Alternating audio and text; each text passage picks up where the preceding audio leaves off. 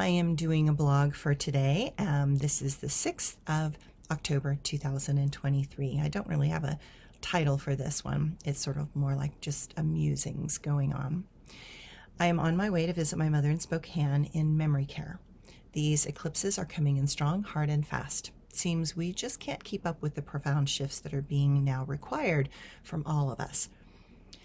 Not only am I dealing with my mother and her dogged dementia attachment to anything that is familiar, meaning that she must have a sewing machine that she cannot use alone. She must have her patterns, which require a computer and internet, which she does not have now, and require her friends who are also in their 70s and 80s to put things together for her and send them to her, not knowing if we will be able to load any of them.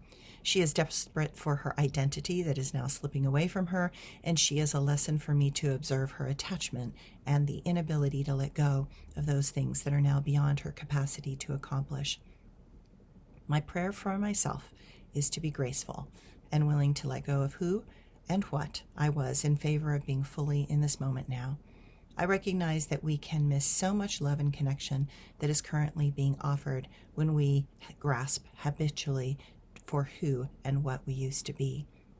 Ballet taught me so much about surrendering up my gifts and dreams when it became clear that its moment had passed. I learned to gracefully let go of ballet, recognizing that it had captivated so much of my time and attention that I realized that I did not know how to have a real life. I learned that I had embraced a mission and a purpose, but I suddenly realized that I was missing having fun because I had no time or energy left at the end of the day to engage with others. I recognized that the requirements of a ballet career were so consuming that I needed to learn a better work-life balance. While I could balance on the end of a point shoe, I did not know how to have balance in a real and regular life. I did not know how to let others in because I had learned to keep my deepest self very private and to keep all my good deeds to myself. It is not a selfless act if one does something to gain attention and acclaim.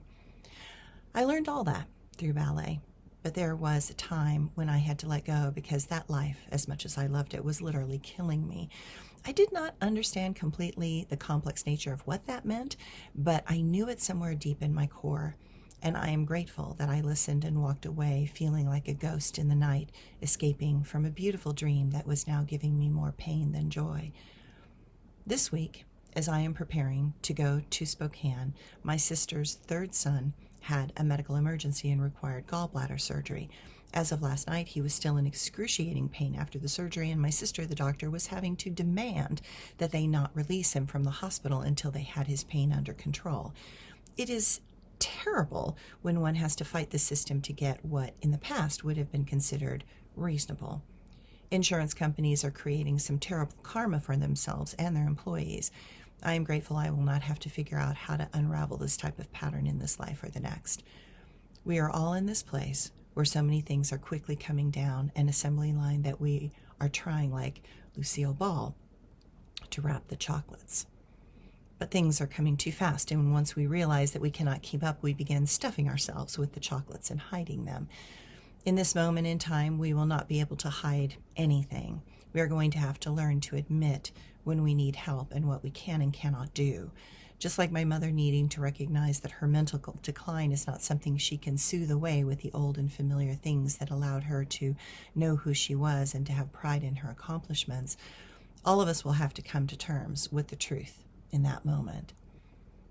That realization does not diminish who or what we used to be. It just reminds us that life can be graceful in the aging process when we do not let the ego define our value or current existence.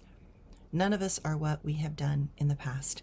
We are all divine specks and sparks of light and consciousness moving through this density and having many experiences of birth, death, and rebirth. Letting go gracefully is not an ending. It is about embracing the unknown fearlessly and from the mindset of the incredible explorer that we are now and have always been. Besides, our home is not here. Our home is in the stars, among the powerful forces that exist between many dimensions in time. Thanks, everyone.